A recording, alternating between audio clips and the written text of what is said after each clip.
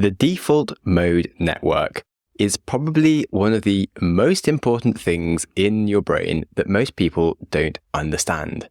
It is a group of brain regions that are very active when we are at rest. We used to think when we had no specific task that the brain was inactive, yet that is actually when our brain jumps into a different gear and dives into self-referential thoughts and rumination. In fact, the default mode network is essential for creativity and imagining the future. It's part of how we replay and store our memories, and it's also an essential component in our own theory of mind, which we'll dive into later. It's basically how we understand the concept of other people's thoughts. To put it simply, without a default mode network in your brain, you would be very lost and quite impaired as a human.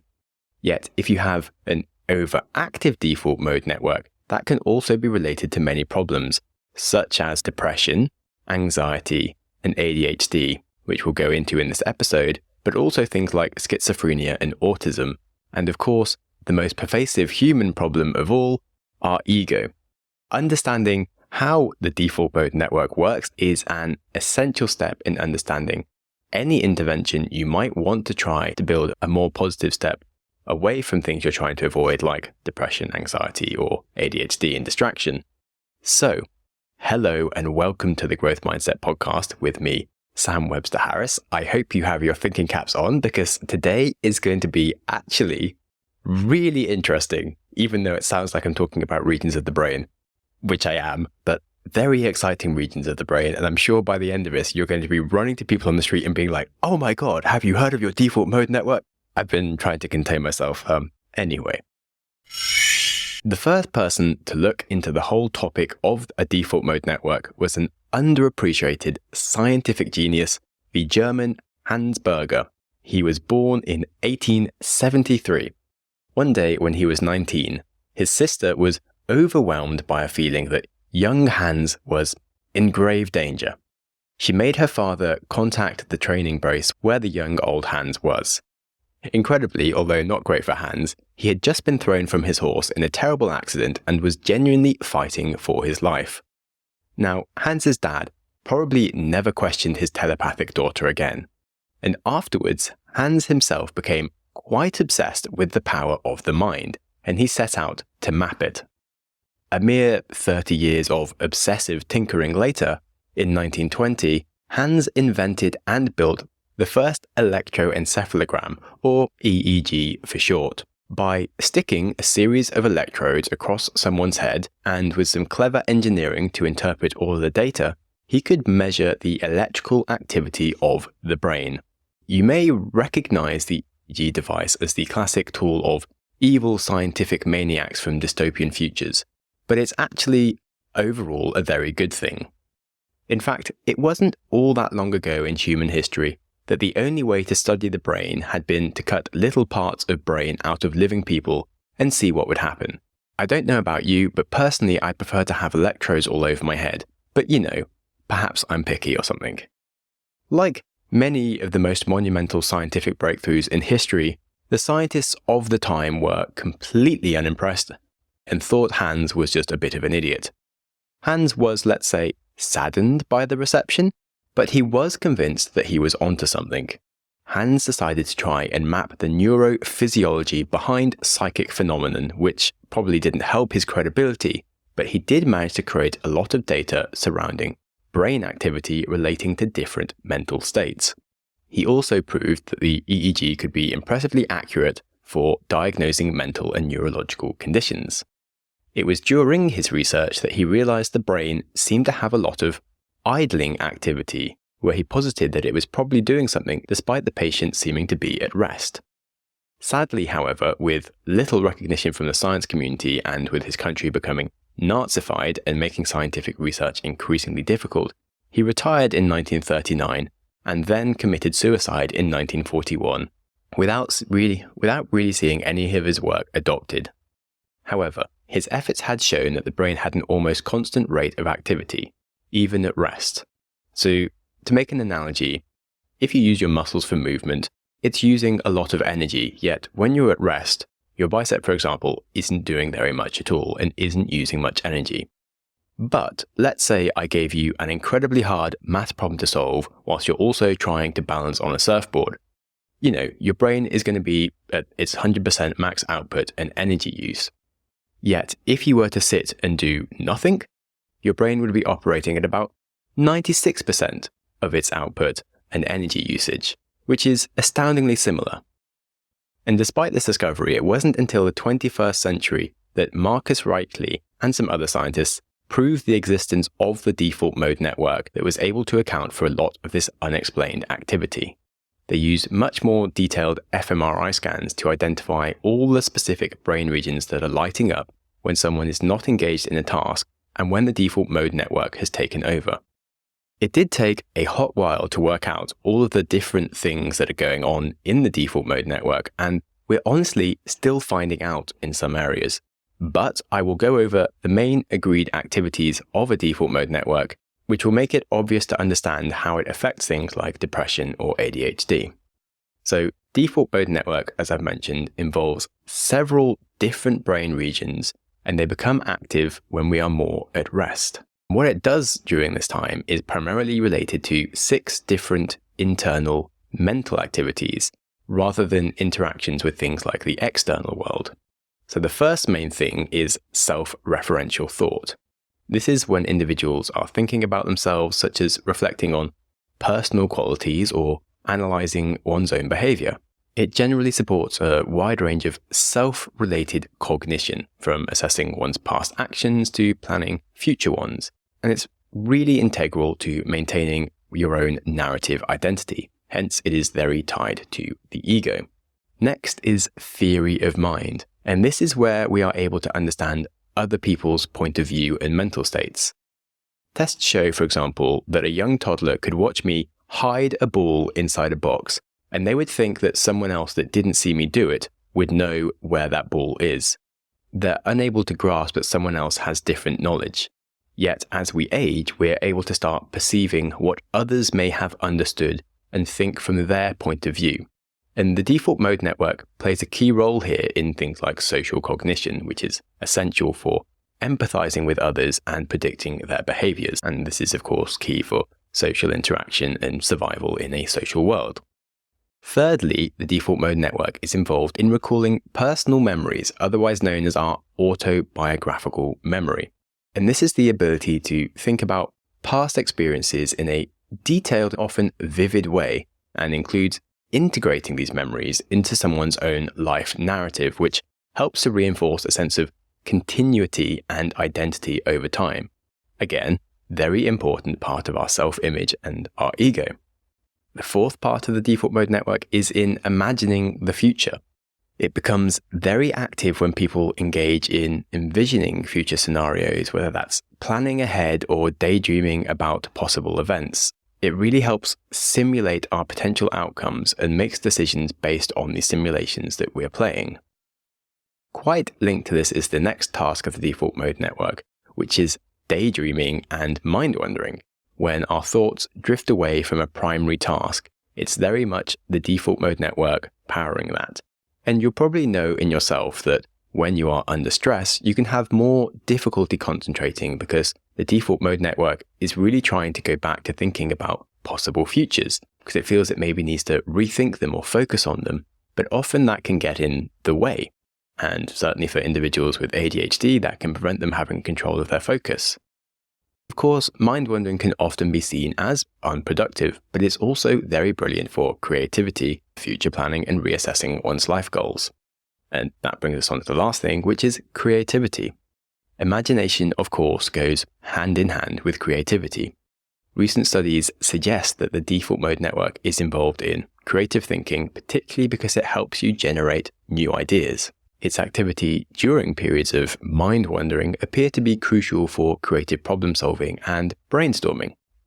The other essential thing to understand in general about the default mode network, or I should really start using DMN for short, is that it interacts dynamically with many other networks.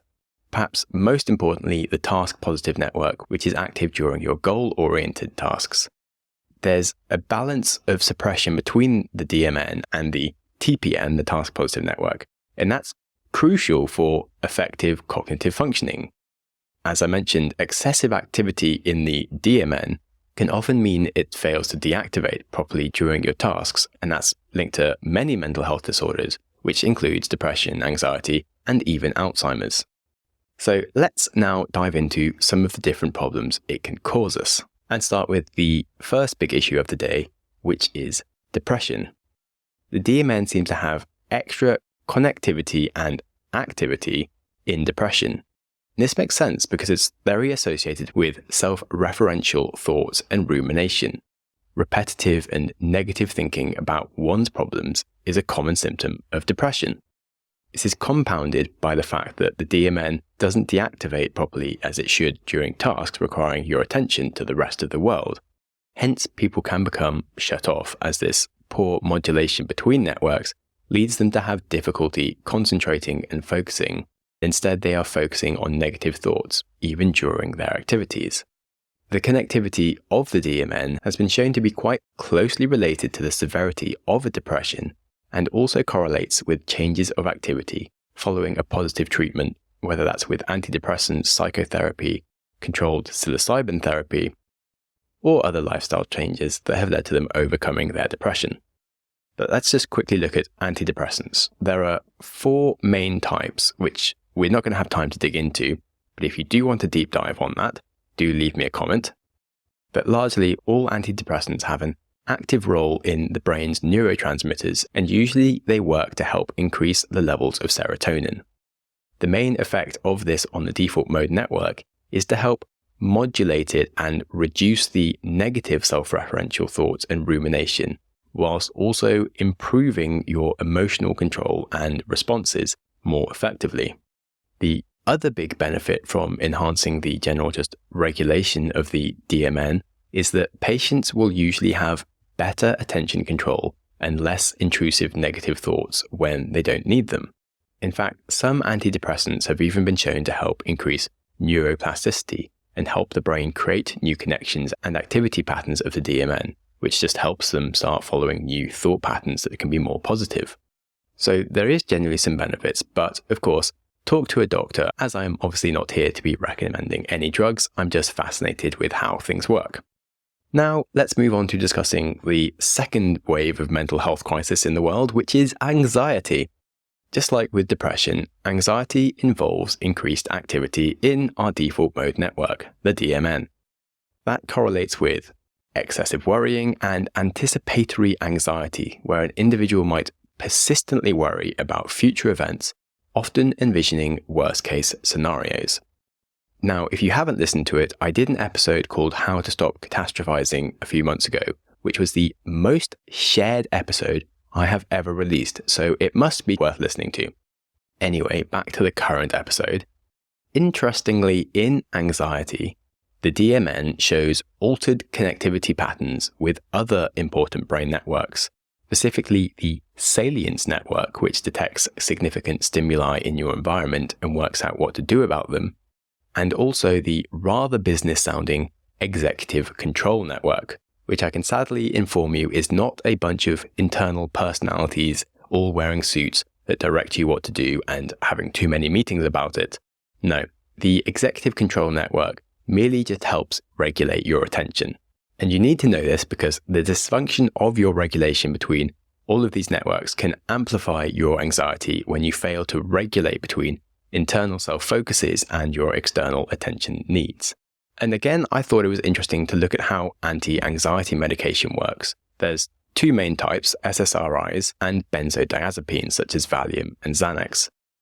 SSRIs are just one form of antidepressants that focuses on serotonin, which we've already covered. Benzodiazepines, however, enhance the effect of GABA in the brain, which is a neurotransmitter that works to slow your neural activity. By increasing the availability of GABA, you can literally slow down some of the brain's thoughts, which can actually have a very calming effect and reduce your rumination and anxiety. But if you've ever seen someone taking Valium, you might notice it can turn them into a bit of a zombie. Also, if you have any liver or kidney issues, you can have real trouble processing benzodiazepines. And when I was young, my best friend took 2 of them at a party and he completely lost his short-term memory for 3 entire days.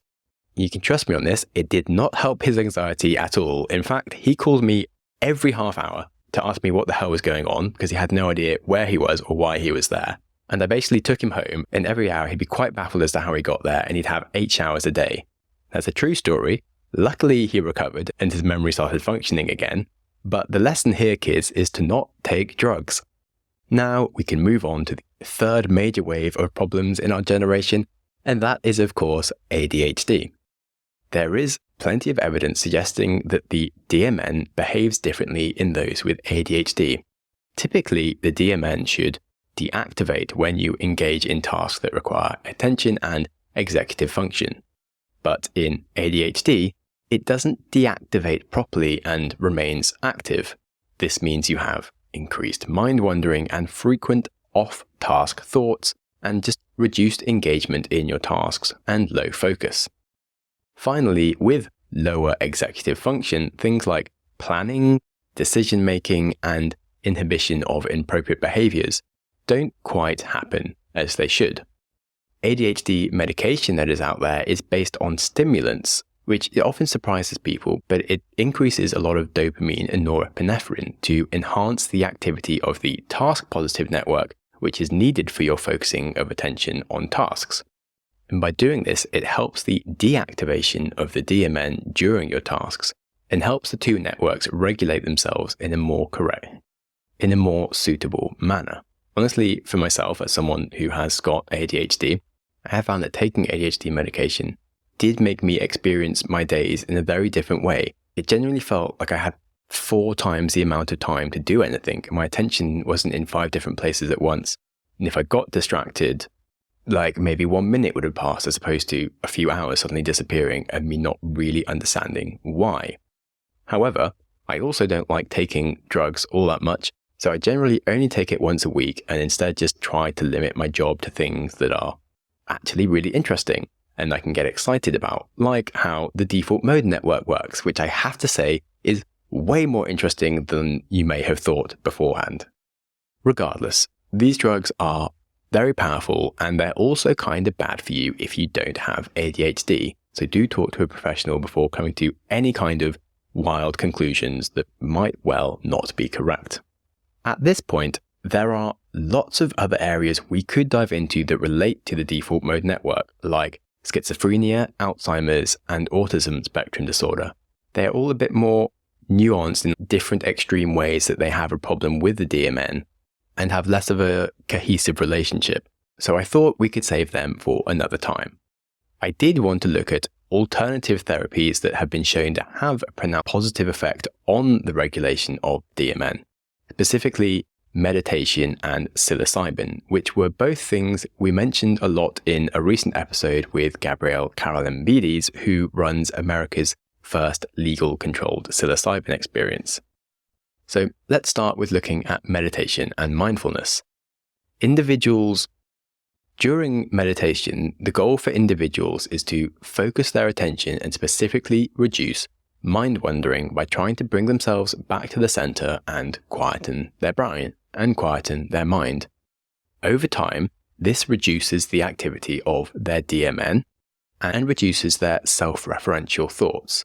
It's basically just a battle against your DMN. It's crazy how you don't really heard it spoken about like that. It certainly explains why it helps to reduce your ego. One major goal of a long meditation retreat, for example, is ego dissolution, and that's associated with the Buddhist concept of being enlightened. The other large, obvious benefit is the reduction in stress and anxiety due to the limitation of rumination and worrying that's common in depression and anxiety. In fact, meditation can even improve concentration and attentioning by strengthening your control of the task-positive network when it needs to be used. Furthermore, meditation has been shown to increase emotional awareness and a healthy self-awareness in the present moment, and it gives practitioners a more controlled view of their emotions rather than being lost within them. This is, of course, partly due with how the DMN interacts with emotion-regulating brain networks. And then, lastly, meditation can improve your brain health and aging of brain structures, which actually helps maintain cognitive functions for longer, which is insane because I've heard meditators talk about that and been like, but really, how? And now I know. We didn't have time in the episode to talk too much about the DMN's effect on Alzheimer's, but at this point I am like, oh my golly, I do need to do more meditation. I'm sold. I can personally recommend and verify that doing a long 10-day retreat did have many of these benefits for me, though of course, not everybody has the same experience, but the science does say it's mostly a good thing. Now, let's talk about psilocybin. A controlled treatment can induce a state where the usual network connectivity of the brain can be altered, and it especially decreases the DMN. This effect is often described as ego dissolution, the same thing that long-term meditators aim for, and that can be achieved in one day, which makes it a much more accessible treatment for the average person. Essentially, the usual boundaries of self become blurred in a beneficial way. It helps with your emotional well-being as you can gain perspective on your emotions again instead of being lost within them. Patients will often find a pronounced reduction in depression or anxiety due to their profound and meaningful experiences. Patients also seem to gain cognitive flexibility due to the fact that psilocybin helps the brain create new connections and break out of rigid patterns, often associated with things like depression and anxiety. And one of the best things is that the changes in mood and perception seem to have a longer-term effect than other medications, suggesting a longer-term calibration of just brain activity patterns in general. Now, both meditation and psilocybin, I think, are really exciting, and the science behind them is really catching up with the benefits that humans have been aware of for a long time. And it's funny how both of them have a decrease in our self-centered thinking and ego, as well as controlling our rumination, and can genuinely be a large source of relief for many people. I think for maybe 80% of people, they are a really good thing. But there are certainly a few individuals who it could be dangerous for, such as specifically anybody with a family history of schizophrenia or various mental health disorders, and of course, someone with expectations that are just too high. So do talk to a doctor about any of these things before getting too excited just because you heard something on a podcast. Now, I bet you didn't think the default mode network was going to be at the root of some of the world's biggest psychological problems, and I also mentioned that it's linked to Alzheimer's and brain aging, or things like autism. We didn't have time to go into that.